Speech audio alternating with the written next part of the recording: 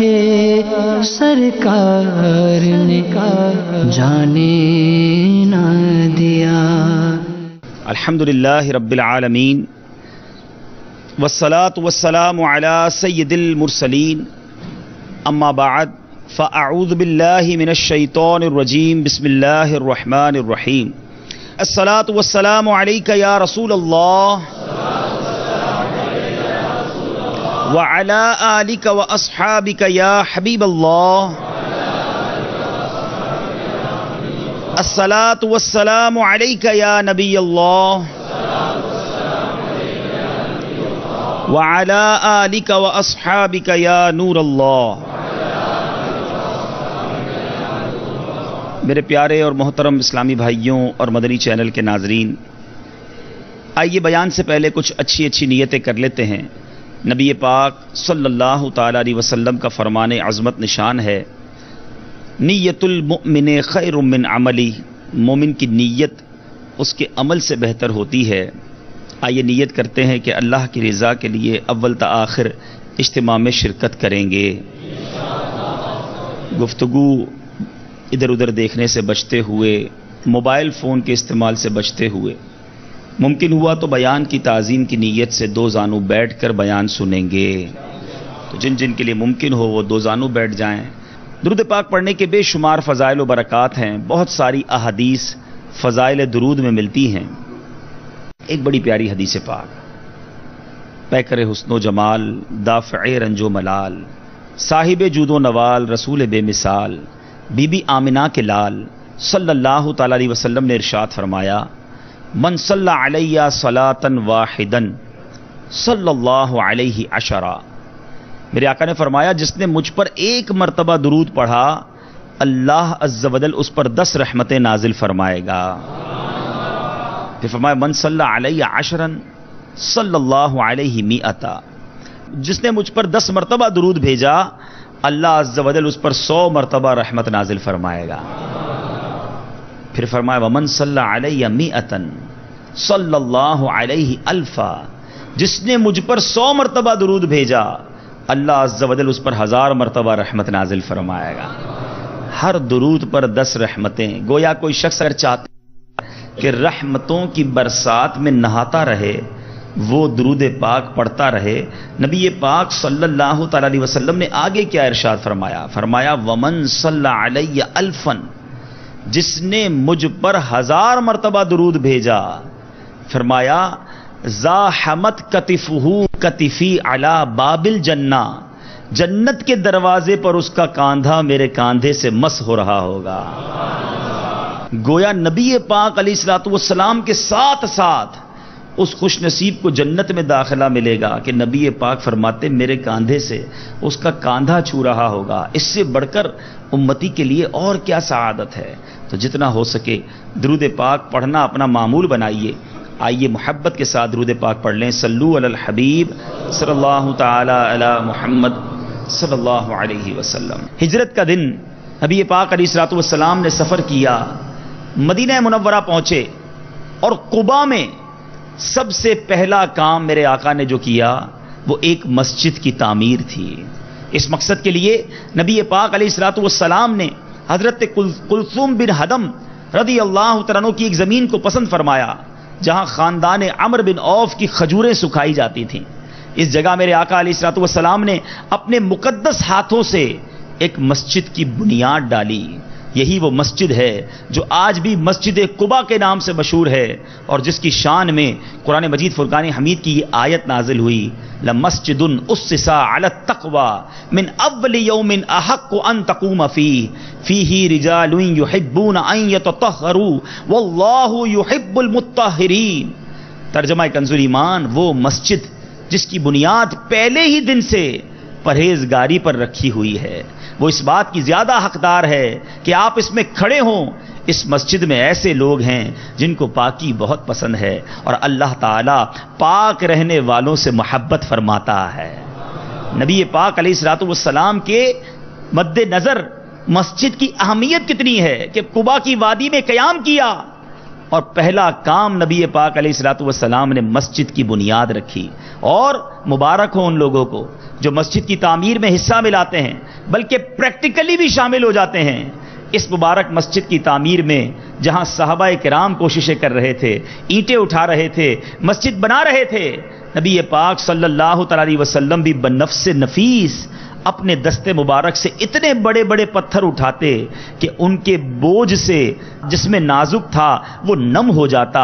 میرے پیارے آقا علیہ الصلوۃ والسلام کی بارگاہ میں صحابہ کرام عرض گزار ہوتے, یا رسول اللہ صلی اللہ تعالی علیہ وسلم, ہمارے ماں باپ آپ پر قربان, آپ چھوڑ دیجئے, ہم یہ پتھر اٹھا لیتے ہیں. میرے آقا علیہ الصلوۃ والسلام ان کی دل جوئی کے لیے چھوڑ دیتے, مگر پھر اسی وزن کا دوسرا پتھر اٹھا لیتے اور خود ہی اس کو لا کر عمارت میں لگاتے. اور تعمیری کام میں جوش و ولولہ پیدا کرنے کے لیے صحابہ کرام علیہ رضوان کے ساتھ آواز ملا کر نبی پاک علیہ الصلوۃ والسلام حضرت عبداللہ بن رواحہ رضی اللہ تعالیٰ عنہ کے یہ اشعار پڑھتے جاتے تھے کہ افلح من یعالج المسجد ویقرأ القرآن قائما وقاعدا ولا یبیت اللیل عنہ راقدا. وہ کامیاب ہے جو مسجد تعمیر کرتا ہے اور اٹھتے بیٹھتے قرآن پڑھتا ہے اور سوتے ہوئے رات نہیں گزارتا. اللہ اللہ. اے مسجد بنانے والو تمہیں مبارک ہو, اے مسجد کی تعمیر میں حصہ ملانے والو تمہیں مبارک ہو کہ میرے آقا خود اپنے مبارک ہاتھوں سے مسجد کی تعمیر میں حصہ لیا کرتے. 14 یا 24 روز میرے آقا مسجد قباء کی آپ نے تعمیر فرما کر جمعہ کے دن اب نبی پاک علیہ الصلوۃ والسلام قباء شریف سے شہر مدینہ روانہ ہوئے.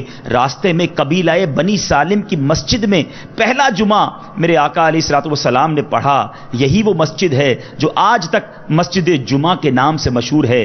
اہل شہر کو خبر ہوئی تو ہر طرف سے لوگ جذبات شوق میں مشتاقانہ استقبال کے لیے دوڑ پڑے. آپ صلی اللہ تعالی علیہ وسلم کے دادا عبد المطلب کے ننہالی رشتہ دار بنو نجار ہتھیار لگائے قباء سے شہر تک 2 رویا صفے باندھے مستانہ وار چل رہے تھے. آپ راستے میں تمام قبائل کی محبت کا شکریہ ادا کرتے, سب کو خیر و برکت کی دعائیں دیتے ہوئے چلے جا رہے تھے. اب مدینہ قریب آ رہا ہے, لوگوں کا جوش و خروش بڑھتا جا رہا ہے, یہاں تک کہ پردہ نشین خواتین مکانوں کی چھتوں پر چڑھ گئیں اور یہ استقبالیہ اشعار پڑھنے لگیں. اللہ تعالیٰ آپ کو, مدنی چینل کے ناظرین کو یہ مناظر وہاں جا کر دیکھنا نصیب فرمائے. مسجد قباء آج بھی جلوے لٹا رہی ہے, مسجد جمعہ آج بھی اپنی برکتیں لٹا رہی ہے, اور مسجد جمعہ کے قریب ہی وہ مقام موجود ہے جس کو سنیت الوداع کہا جاتا ہے, جہاں ان بچیوں نے ڈف بجا کر استقبالیہ نغمے گنگنا کر نبی پاک کا بڑا شاندار استقبال کیا تھا. آج بھی جب وہ نغمہ گنگنایا جاتا ہے تو ساری دنیا کے عاشقان رسول کی آنکھیں نم ہو جاتی ہیں, وہ منظر آنکھوں میں تازہ ہو جاتا ہے. اللہ تعالی ہمیں بھی پیارے آقا علیہ الصلوۃ والسلام سے سچی محبت نصیب فرمائے. آئیے مدنی چینل کے ناظرین تو وہ مناظر بھی دیکھیں, وہ مقام بھی دیکھیں. پہلے مسجد قباء کا دیدار کریں, پھر مسجد جمعہ کا دیدار کریں.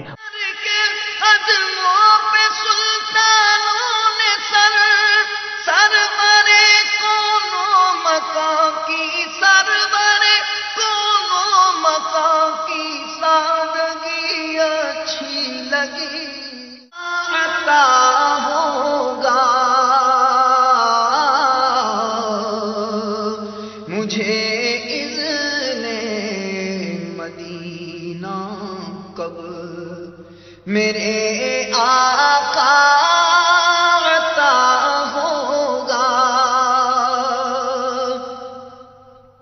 یقینا روز محشر صرف اسی سے طلع البدر علينا من ثنيات الوداع وجب الشكر علينا ما دعا لله داع. ہاں یہ وہی مقام ہے جہاں میرے آقا علیہ الصلوۃ والسلام کا یہ نغمہ گنگنا کر استقبال کیا گیا.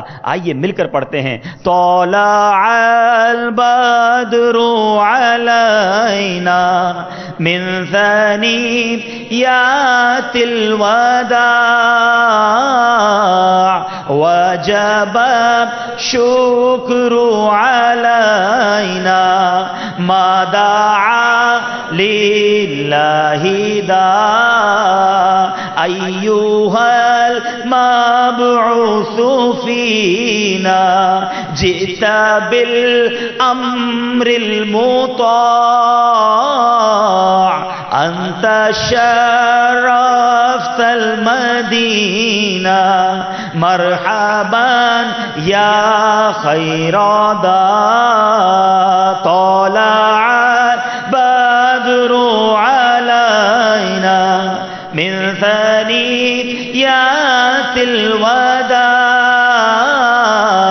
وجب شکر علینا ما دعا للہ داع طلع البدر علینا ہم پر چاند طلوع ہو گیا من ثنیات الوداع اور وداع کی گھاٹیوں سے وجب الشکر علینا ہم پر خدا کا شکر واجب ہے ما دعا للہ داعی جب تک اللہ سے دعا مانگنے والے دعا مانگتے رہیں گے ایھا المبعوث فینا اے وہ ذات گرامی جو ہمارے اندر مبعوث کیے گئے جئت بالامر المطاع آپ وہ دین لائے جو اطاعت کے قابل ہے انت شرفت المدینہ آپ نے مدینے کو مشرف فرما دیا مرحبا یا خیر داع تو آپ کے لیے خوش آمدید ہے اے بہترین دعوت دینے والے تو میرے پیارے اسلامی بھائیوں نعتیں پڑھنا نبی پاک کا استقبال کرنا مرحبا کے نعرے بلند کرنا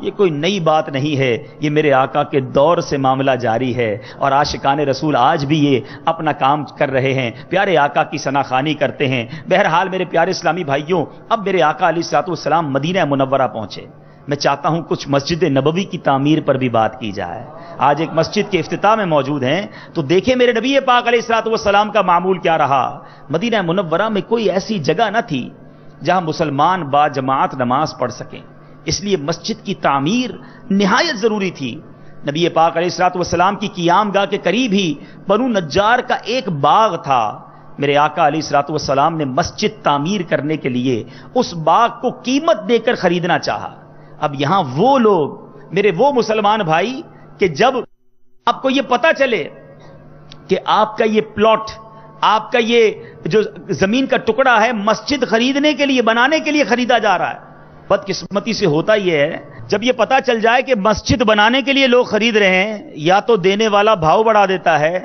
یا دینے سے انکار کر دیتا ہے حالانکہ آگے بڑھ کر ذرا سوچو تو صحیح یہ کیا بننے جا رہا ہے کسی اور کا گھر نہیں اللہ کا گھر بننے جا رہا ہے احادیث میں روایتوں میں مفہوم ملتا ہے اللہ تعالیٰ کے نزدیک زمین پر سب سے بہترین ٹکڑا وہ مسجد ہے آپ کا گھر آپ کا پلاٹ آپ کی وہ جگہ اب مسجد اللہ کی بارگاہ میں سب سے بہترین ٹکڑا بننے جا رہی ہے ہونا یہ چاہیے ڈسکاؤنٹ دے بندہ ہے اپنا بھی کچھ حصہ ملا ہے نخرے نہ کرے سنو نبی پاک صلی اللہ تعالی علیہ وسلم نے بنو نجار کا ایک باغ تھا میرے آقا نے اس باغ کی قیمت دے کر اسے خریدنا چاہا تو ان لوگوں نے کیا کہا اللہ اللہ کہتے یا رسول اللہ صلی اللہ تعالی علیہ وسلم ہم خدا ہی سے اس کی قیمت لیں گے آپ سے نہیں اللہ سے اس کا اجر لیں گے اب میرے پیارے اسلام بھائی مفت میں زمین کی پیشکش کر دی کہ آپ اس پر مسجد بنائیں لیکن چونکہ یہ زمین اصل میں 2 یتیموں کی تھی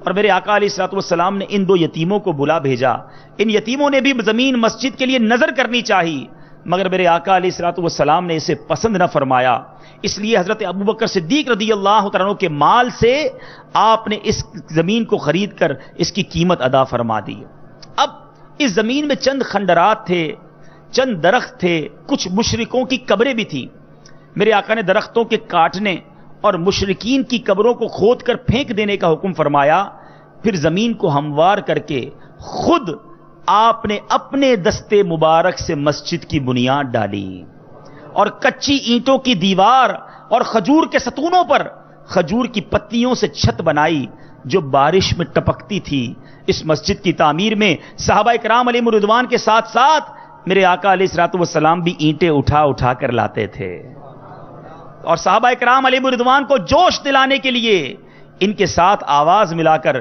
میرے آقا یہ شعر پڑھا کرتے تھے، سبحان اللہ، اللہم لا خیر الا خیر الاخرہ فاغفر الانصار والمہاجرہ۔ بخاری شریف میں یہ اشعار موجود ہیں، اے اللہ بھلائی تو صرف آخرت ہی کی بھلائی ہے، لہٰذا اے اللہ تو انصار و مہاجرین کو بخش دے۔ سبحان اللہ، اس مسجد کا نام مسجد نبوی ہے۔ یہ مسجد ہر قسم کی دنیاوی تکلفات سے پاک اور اسلام کی سادگی کی سچی اور صحیح تصویر تھی۔ اس مسجد کی عمارت اول طول و عرض میں 60 گز لمبی اور 54 گز چوڑی تھی۔ اس کا قبلہ بیت المقدس کی طرف بنایا گیا تھا، مگر جب قبلہ بدل کر کعبے کی طرف ہو گیا تو مسجد کے شمال جانب میں ایک نیا دروازہ قائم کیا گیا۔ اس کے بعد مختلف زمانوں میں مسجد نبوی کی تجدید و توسیع ہوتی رہی۔ مسجد کے کنارے پر ایک چبوترا تھا جس پر کھجور کی پتیوں سے چھت بنا دی گئی تھی۔ اس چبوترے کا نام صفہ ہے۔ جو صحابہ گھر بار نہیں رکھتے تھے وہ اسی چبوترے پر سوتے بیٹھتے تھے اور یہی لوگ اصحاب صفہ کہلائے۔ اللہ اللہ، میرے پیارے اسلامی بھائیوں، کیا منظر ہوگا کہ پیارے آقا اور صحابہ کرام علیہ رضوان اپنے ہاتھوں سے مسجد نبوی کی تعمیر کر رہے تھے۔ اللہ تعالی ہمیں بھی اپنی راہ میں خرچ کرنے کی توفیق عطا فرمائے، مسجد کی تعمیر میں دل کھول کر حصہ ملانے کی توفیق عطا فرمائے، اور ان کوششوں کی برکت سے مولا کریم ہمیں بھی مسجد نبوی کا دیدار عطا فرمائے، اس مسجد میں جا کر نوافل پڑھنا نصیب فرمائے۔ اے میرے پیارے اسلامی بھائیوں، مزید جذبہ بڑھے، مزید اللہ کا گھر بنانے کا شوق بڑھے۔ چند احادیث مسجد کی تعمیر اور مسجد بنانے والوں کے لیے۔ صحیح بخاری شریف کی حدیث ہے، امیر المومنین حضرت سیدنا عثمان رضی اللہ تعالیٰ عنہ سے روایت ہے، میں نے خاتم المرسلین، رحمت للعالمین، شفیع المذنبین، انیس الغریبین، سراج السالکین، محبوب رب العالمین جناب صادق و امین صلی اللہ تعالی علیہ وسلم کو فرماتے ہوئے سنا ہے، جو اللہ عز و جل کی خوشنودی چاہتے ہوئے مسجد بنائے گا، اللہ عز و جل اس کے لیے جنت میں گھر بنائے گا۔ میری ان تمام لوگوں سے ایک سوال ہے کہ جن کے پاس دنیا میں گھر ہے، بڑے شاندار گھر لوگوں نے بنائے، بڑے ویل ڈیکوریٹڈ بیڈ روم ہیں، باتھ روم بڑے اچھے، ڈرائنگ روم بڑے اچھے، چھوٹا گھر ہے تو بڑا گھر بنانے کی تمنا ہے۔ ان سب سے ایک سوال ہے کہ دنیا میں تو گھر بنا لیا، کیا جنت میں بھی گھر بنایا؟ اس حدیث میں جنت میں گھر بنانے کی بشارت ہے۔ تو اللہ نے جنہیں دیا ہے انہیں چاہیے کہ وہ کم از کم ایک مسجد تو ضرور بنائیں۔ ضروری نہیں کروڑوں روپے کی تعمیر ہو، چھوٹے سے علاقے میں کوئی ایسی مسجد بنائیں اور پھر دعوت اسلامی والوں کے ساتھ بنائیں، یا بنا کر دعوت اسلامی والوں کو دے دے، جیسے ماشاءاللہ ان اسلامی بھائی نے کیا، اتنی عالی شان مسجد بنائی اور دعوت اسلامی والوں کے حوالے کر دی کہ دعوت اسلامی والے مسجد کا انتظام بھی سنبھالتے ہیں، مسجد کو آباد بھی رکھتے ہیں۔ اچھا آپ خود مسجد بنائیں، علاقے میں چلائیں، بہت اچھی بات، لیکن مسجد میں نماز ہوگی، اذان ہوگی، بہت ثواب ہے، لیکن دعوت اسلامی والوں کا فائدہ پتہ ہے کیا ہے؟ انہیں مسجد دے دو، اب یہ اس میں درس بھی دیں گے، ثواب اس کا بھی آپ کو ملے گا۔ یہ مدرسۃ المدینہ بالغان پڑھائیں گے، اس کا ثواب بھی آپ کو ملے گا۔ مدنی قافلہ اس میں آ کر ٹھہرے گا، اس کا ثواب بھی آپ کو ملے گا۔ یا اگر اجتماعات کریں گے اس کا ثواب بھی آپ کو ملے گا۔ موقع ملا، آسانی رہی، اسی میں اگر جامعہ کھول دیں گے اس کا ثواب بھی آپ کو ملے گا۔ اب دعوت اسلامی کے شعبہ جات بڑھتے جائیں گے، آپ کے ثواب کا میٹر بھی بڑھتا چلا جائے گا۔ اور اکیلے سنبھالنا بڑا مشکل، زندہ رہیں نہ رہیں، لیکن یہ تحریک انشاءاللہ قیامت تک چلتی رہے گی۔ تو دنیا بھر کے عاشقان رسول سے گزارش ہے، مساجد بنائیں، دعوت اسلامی والوں کے حوالے کریں، اللہ نے چاہا یہ مسجدوں کو چلاتے رہیں گے، آباد کرتے رہیں گے، اور آپ کی نیکیوں کا میٹر جو ہے وہ جاری رہے گا۔ اسی طرح میرے پیارے اسلامی بھائیوں، ایک اور حدیث پاک، اس میں ہمارے لیے دو بڑے اہم میسج ہیں۔ نبی پاک علیہ الصلوۃ والسلام نے فرمایا، طبرانی شریف کی حدیث ہے اور امیر المومنین سیدتنا عائشہ صدیقہ رضی اللہ تعالیٰ عنہا اس کی راوی ہیں، جو ریاکاری اور لوگوں کو سنانے کا ارادہ کیے بغیر مسجد بنائے گا، اللہ عز و جل اس کے لیے جنت میں ایک گھر بنائے گا۔ اب یہ بڑا اہم میسج ہے، ریاکاری، لوگوں کو دکھانا، لوگوں کو سنانا، جناب یہ مسجد میں نے بنائی ہے، ہاں یہ میرے دادا نے بنائی ہے، یہ ہم نے بنائی ہے، ہمارا خرچہ ہے۔ لوگ بورڈ لگواتے ہیں کہ یہ مسجد بنانے میں فلاں سیٹ صاحب نے تعاون کیا، یا ان کی جناب یہ مسجد بنانے میں ان کا حصہ رہا۔ اب لوگوں کو بتانا ہے، لوگوں کو سنانا ہے، تو پھر اجر بھی لوگوں سے لے لو۔ روایتوں میں مفہوم ملتا ہے کہ قیامت کے دن جو ریاکار ہوگا، جو آسٹنٹیشن کا شکار ہوگا، جو دکھلاوے کا شکار ہوگا، جب وہ قیامت کے دن آئے گا تو اسے کہا جائے گا اپنے اس عمل کا ثواب اسی سے لے لو جس کے لیے عمل کیا کرتے تھے۔ اس کو کچھ نہیں ملنا. تو کوئی بھی نیکی کا کام کریں, نیت یہ ہو کہ میرا رب راضی ہو جائے, لوگوں کو بتانے کی فکر نہ ہو. بڑا پرابلم ہے آج جناب, کوئی مسجد میں پنکھے لگا دے, قالین بچھا دے, اب اس کی تمنا ہے کہ امام صاحب مائک پر نام لے کر اعلان کریں, دعا کریں کہ فلاں حاجی صاحب نے پنکھے لگا دیے, فلاں جناب بزرگ نے ہمارے قالین بچھا دی, اللہ تعالیٰ ان کو جزائے خیر عطا فرمائے. دیکھیں میں ہر اعلان کروانے والے کو ریاکار نہیں کہتا, نہ ہمارے پاس یہ اتھارٹی ہے کہ ہم کسی کے دل میں جانیں اس کی نیت کیا ہے, لیکن وہ شخص خود اپنے آپ سے سوال کر لے کہ یہ اعلان کیوں کروانا چاہتا ہے. فرشتوں کے اندر ایک مناقشہ, ایک بحث شروع ہوئی کہ اللہ تعالیٰ کی سب سے مضبوط طاقتور مخلوق کیا ہے, پاورفل. کسی نے کہا کہ اللہ تعالیٰ کی طاقتور مخلوق یہ پہاڑ ہیں, یہ بڑے بڑے پہاڑ, زمین پر میخیں بنائی گئیں. دوسرے نے کہا نہیں لوہا ہے, لوہا پہاڑ کو بھی کاٹ دیتا ہے. تیسرے نے کہا نہیں آگ ہے, آگ لوہے کو بھی پگھال دیتی ہے. ایک فرشتے نے کہا نہیں جناب پانی ہے, پانی آگ کو بجھا دیتا ہے. کسی نے کہا ہوا ہے, ہوا پانی کو چلا دیتی ہے. اب یہ بحث ہو رہی ہے کہ پاورفل کریشن, پاورفل طاقتور مخلوق کیا ہے. اللہ کی بارگاہ میں عرض کیا یا اللہ تو ہی ارشاد فرما, تیری سب سے زیادہ طاقتور مخلوق کون سی ہے. ارشاد فرمایا میرا وہ بندہ جو دائیں ہاتھ سے صدقہ کرے اس کے بائیں ہاتھ کو پتہ نہ ہو, وہ میرا سب سے زیادہ طاقتور بندہ ہے. اب جب یہ روایت پڑھتے ہیں تو اس میں طاقت کی بات کہاں ہے, خرچہ کیا ہے لیکن سچی بات ہے یہ بڑا مشکل کام ہے, یہ آسان نہیں. خرچ کرنے کے بعد پیٹ میں درد شروع ہو جاتا ہے. کسی کو بتاؤں تو صحیح ہے میں نے کیا ہے, کسی طرح پتا چل جائے, کسی بہانے میری نیکی پتا چل جائے. بس اللہ نے بڑا کرم کیا حضرت, الحمدللہ اللہ کی دین ہے, وہ اس کی کرم نوازی سے میں نے فلاں غریب کی شادی کرا دی. اللہ کی مہربانی سے اتنے حج کیے, اتنے عمرے کیے ہیں میں نے جناب.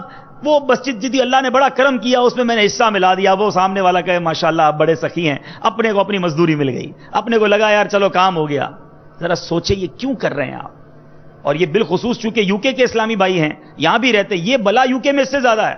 اگر یہ بیان بعد میں یو کے والے دیکھیں تو وہاں تو میں نے دیکھا ہے کہ جمعے کی نماز میں, نماز کھڑا ہونے سے پہلے خطبہ ختم ہوگا یا بیان ختم ہوگا, اور وہ آخری 5-10 منٹ جو سب سے زیادہ اہم ہوتے ہیں, کیونکہ نمازی آتے ہی اس وقت ہیں, یہ بھی ہمارا پرابلم ہے, سب سے آخر میں نماز پڑھنے پہنچنا ہے ہم نے. تو اب جناب وہ مسجد کے ٹرسٹی یا سیکرٹری صاحب کھڑے ہوں گے اور اتنی بڑی لسٹ ہوگی ان کے پاس, فلاں صاحب نے 5 پاؤنڈ دیے, فلاں نے 10 دیے, فلاں نے 12 پاؤنڈ دیے. اب وہ لسٹ چلتی رہے گی. اور اللہ کے بندو آپ 5 پاؤنڈ دے کر بھی چاہتے ہو آپ کا اعلان ہو, تو پھر جزا کہاں سے ملے گی. اگر نیت لوگوں کو بتانا ہے تو خدا را یہ حدیث پاک بہت کچھ سکھا رہی ہے ہمیں کہ بغیر کسی کو سنانے کی نیت سے, ریاکاری کی نیت سے نہیں, اللہ کی رضا کے لیے مسجد بنا ہے تو اسے جنت میں گھر عطا کیا جائے گا. اللہ تعالیٰ مجھے اور آپ کو اخلاص عطا فرمائے. فقط عمل وہ کریں میرے پیارے اسلامی بھائیوں. کوئی تو ایسی نیکی ہو ہمارے پاس, کوئی ایک نیکی بھی ہے ایسی کہیں ہمارے پاس, غور کیجئے کہ جو میں جانتا ہوں اور میرا رب جانتا ہو. کوئی اکیلے کیے سجدے ہیں, کوئی اکیلے میں آنسو بہائے ہیں. پرابلم یہ اکیلی عبادت بھی ہم لوگوں کو بتا دیتے ہیں. بس یار وہ آج بڑی نیند آ رہی ہے, کیوں خیریت, وہ تہجد میں اٹھا تھا اور اس کے بعد سو نہیں سکا, چلو بھائی تہجد بھی بتا دی. بڑا آج گرم دن ہے, الحمدللہ نفلی روزہ رکھا ہے تو اب پیاس لگ رہی ہے, چلو بھائی سامنے والے کو نفلی روزہ بھی. بھائی روزہ تو بتا, جب تک نہ بتاؤ پتہ نہیں چلتا, لیکن بس نیکی کرتے ہی ٹینشن یہ شروع ہو جاتی ہے کہ سامنے والے تک یہ نیکی پہنچ جائے. ارے یہ کیا کر رہے ہو, کیوں کر رہے ہو, کس لیے کر رہے ہو, کہ سامنے والے سے کچھ تعریف کے 2 بول مل جائیں. ارے اس سے مانگو جو نیکیوں کو ضائع نہیں فرماتا, جو نیکوکاروں کا اجر ضائع نہیں فرماتا.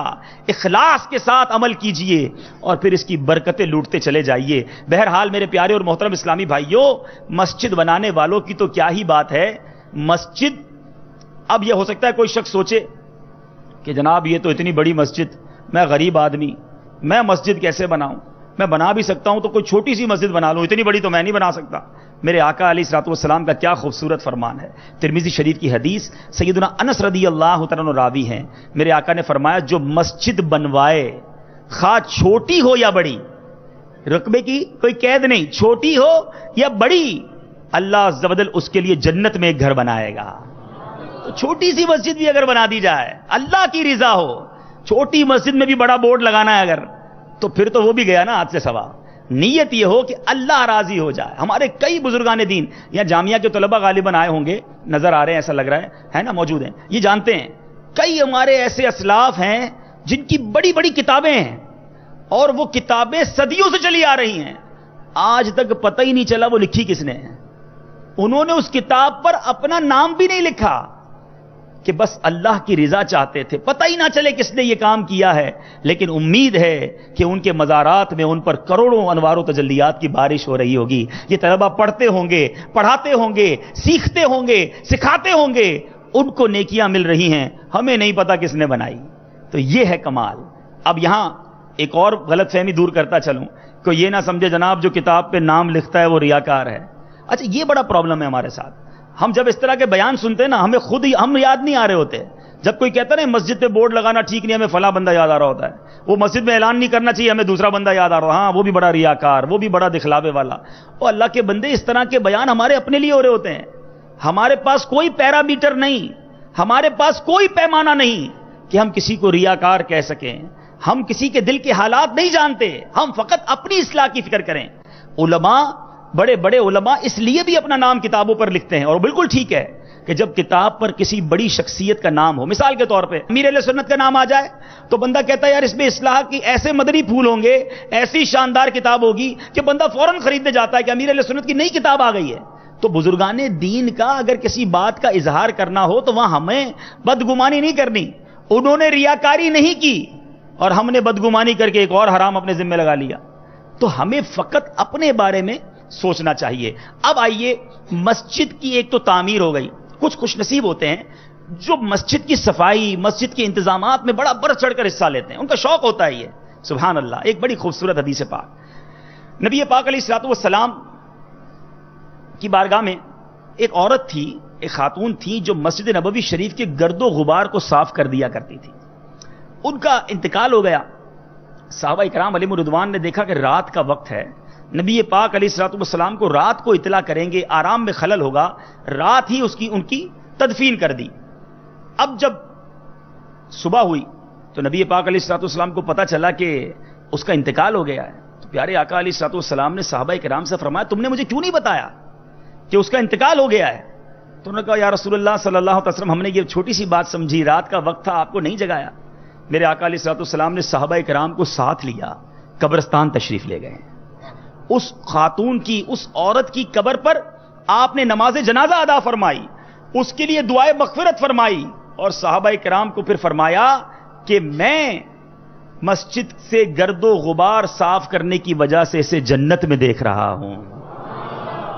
میرے آقا مسجد کی خدمت کرنے والوں سے کتنا پیار کرتے, اور جو مسجد کا گرد و غبار صاف کرے وہ جنت میں پہنچ جائے. اب اس کے برعکس جو مسجد میں گرد و غبار کرے, معاذ اللہ مسجد میں گندگی کرے, مسجد میں شور شرابہ کرے, یہ بھی تو سوچنے والی بات ہے نا. آج ہم کسی پیسے والے, کسی افسر, کسی بڑی شخصیت کے گھر جاتے ہیں, کیا کرتے ہیں؟ صاف ستھرے کپڑے, خوشبو لگائیں گے, بار بار آئینے کے سامنے. کچھ لوگوں کو تو اتنی دیر لگتی ہے تیار ہونے میں, آئینے سے ہٹتے ہی نہیں ہیں, ادھر بال بنایا ادھر بال بنایا, جان ہی نہیں چھوٹتی ان کی.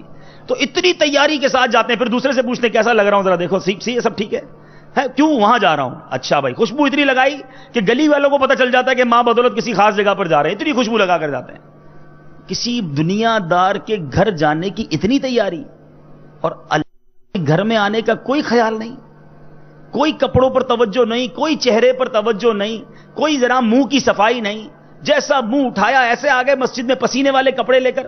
آپ کے گھر میں کوئی بدبو لے کر آئے, اچھا لگتا ہے آپ کو؟ یار کیسا بدتمیز ہے, گھر میں آیا ہے, میں نے بلایا ہے, نہ کپڑے صاف, نہ منہ صاف, جسم سے بدبو آ رہی, کیسا مہمان بلا لیا میں نے, اور پھر اس مہمان کو آپ نہیں بلاتے.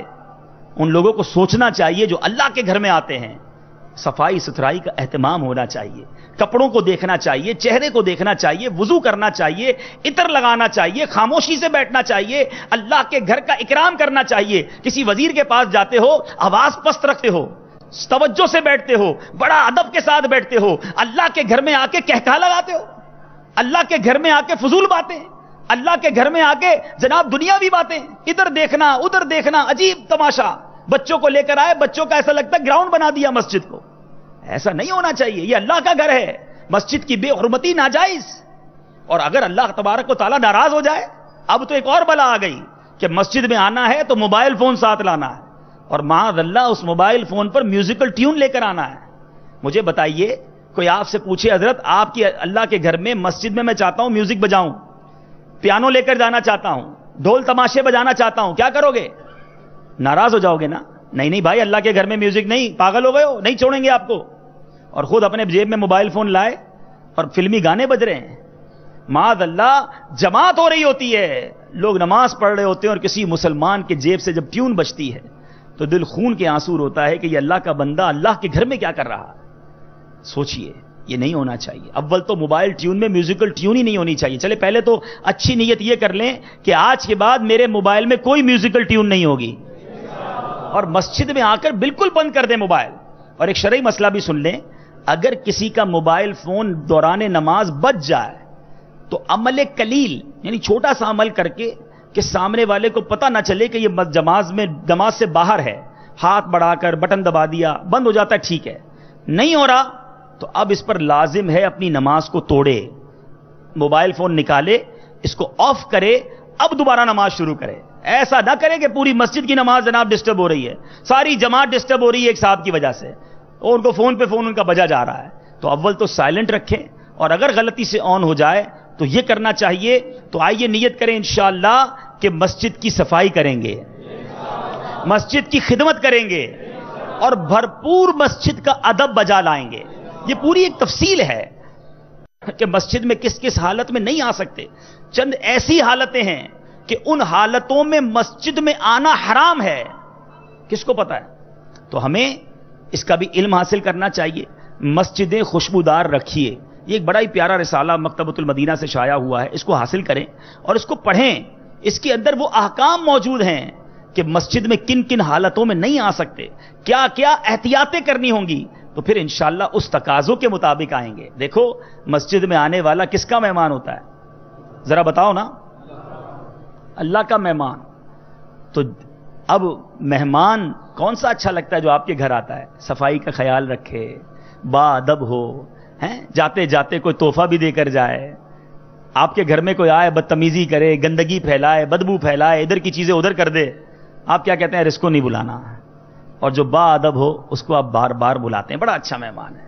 تو جو چاہتا ہے کہ میں بار بار مہمان بنوں تو اسے چاہیے کہ اللہ کے گھر کا احترام کرے، اور خوش نصیب ہوتا ہے جسے رب روزانہ 5 وقت اپنا مہمان بناتا ہے۔ ایک تو مہمان وہ ہے نا جو جمعے کو آتے ہیں خالی، دور والا مہمان دیر سے آتا ہے، قریب والا مہمان بار بار آتا ہے۔